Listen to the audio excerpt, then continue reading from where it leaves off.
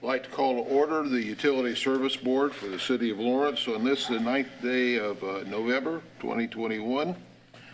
We have 4 of our 5 members present, so we do have a quorum. We will begin by the reading of the COVID statement. The Utility Service Board may impose reasonable restrictions on the number of attendees to control audience density in consideration of the existing COVID-19 national emergency. The public may participate remotely by dialing 312-626-6799 and entering the following meeting identification code, 868-0304-8904, followed by the pound sign. Okay, thank you. You're welcome. Our first order of business will be the minutes of our regular meeting of October 26, 2021. Those were sent out to the members for their review by email. I would entertain a motion that we approve the minutes. Mr. Chairman, so moved. Is there a second? I'll second. Been moved and seconded. Any additions or corrections to the minutes? If not, we will vote. Dale? Aye.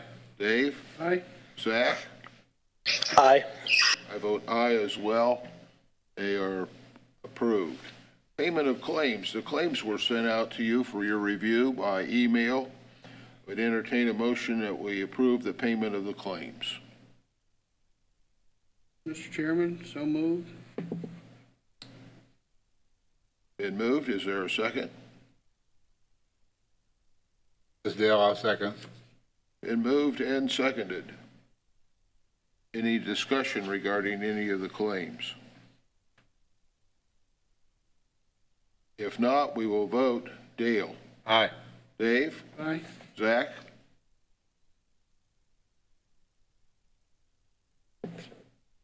Zach? Zach? Sure Zach can hear us. Zach, can you hear us? Well, I vote aye as well, so that is approved for the payment of the claims.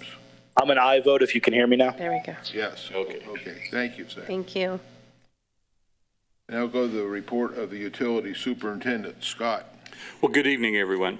I'll try to get through this pretty quick. We have Fred Andes, our attorney, who represented us in front of the EPA with our administrative order, and I know he's on a tight schedule, so I'll just I'm not going to read through the entire report, but a brief update. So our Maple Zeller Wallingwood water main project, the contractor, after the delays he had getting shipment of pipe and other materials, then apparently had some COVID issues with the crew, so that put them even farther behind, and they notified us that they wouldn't be able to start until November 29th.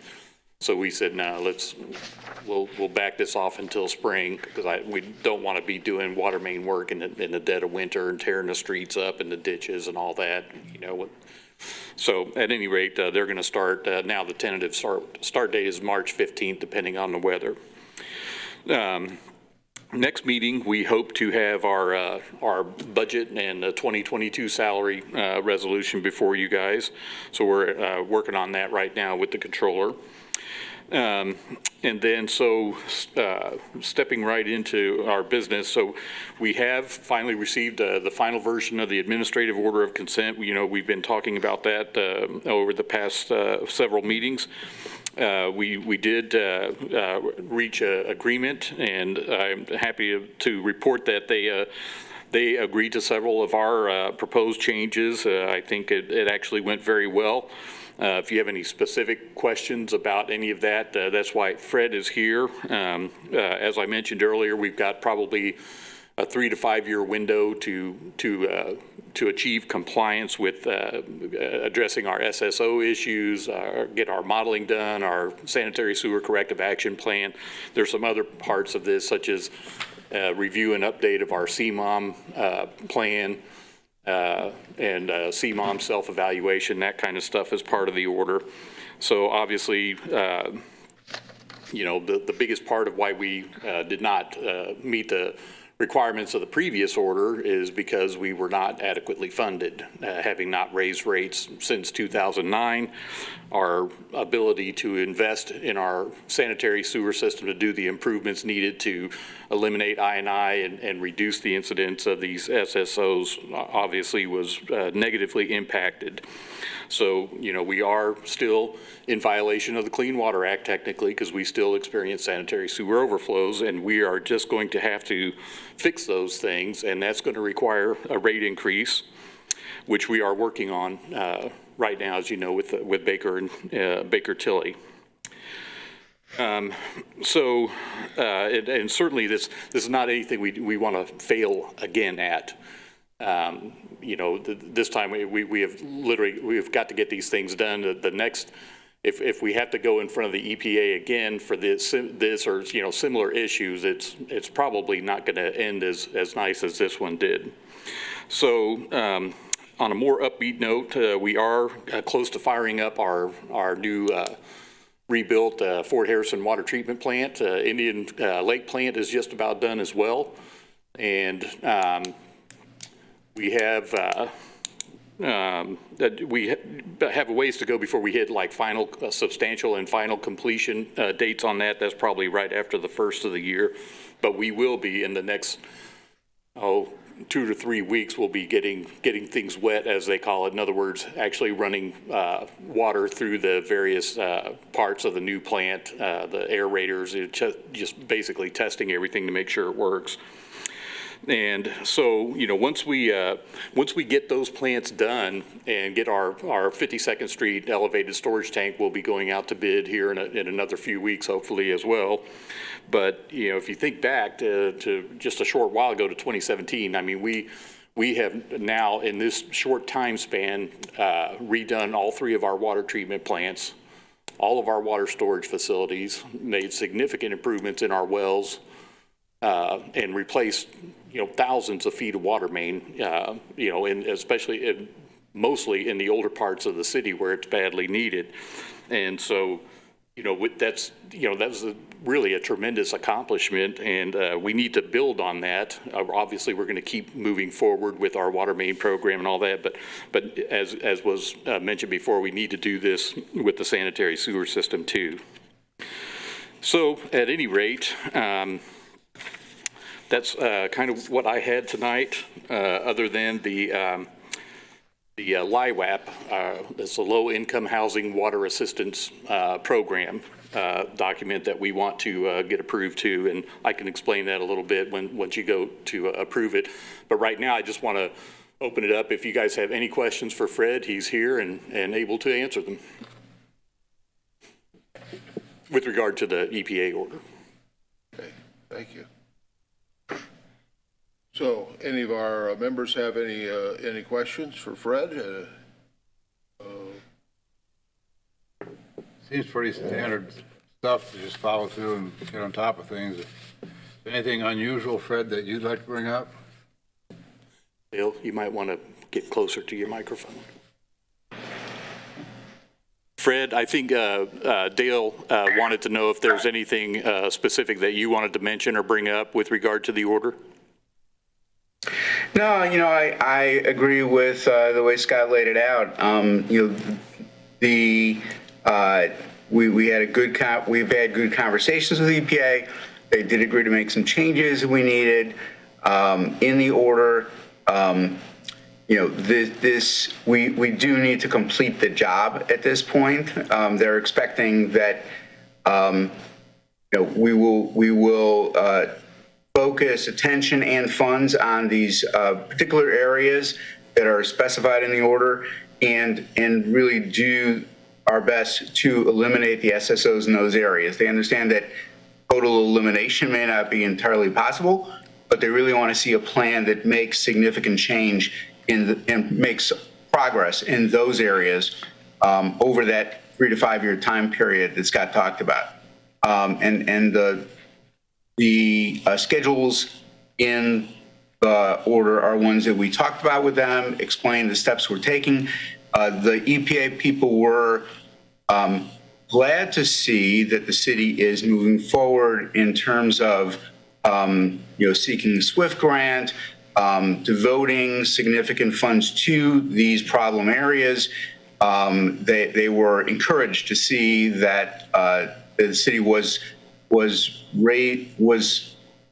taking that money and focusing it on this particular issue, and they're going to be looking on an ongoing basis to see that we're making progress in those areas and complying with the order. I think that it's a reasonable order at this point that we would recommend the city go ahead and sign. Okay, Okay, thank you. thank you. Any further questions or discussion? So essentially, I think, and I guess we can just do this by vote, but we would look for a recommendation from the USB to recommend to the mayor that he go ahead and sign this so we can get it to Fred and he can submit it back to EPA. Okay. So we have that listed under our new business, is that correct? Yes. Okay, well, thank you for the report and the information. Thanks, Fred. Thank you. Thank you. Moving ahead on our agenda, unfinished business, we do not have any. Under new business, our first order of business would be the approval of administrative order on consent with US EPA on SSO issues. And I would entertain a motion that we approve that. Now, Scott, is your recommendation that our action here is to recommend that the mayor Yeah, sign it? typically, I believe, and this is what happened with the last order, is the chief executive of the city signs on that. So our motion here should be a motion to recommend that The mayor sign mayor sign the order and move forward. Right. Okay, I'll make that motion. Second. Been moved and seconded. Any discussion? If not, we will vote. Dale, Aye. Dave, Aye. Zach, Aye.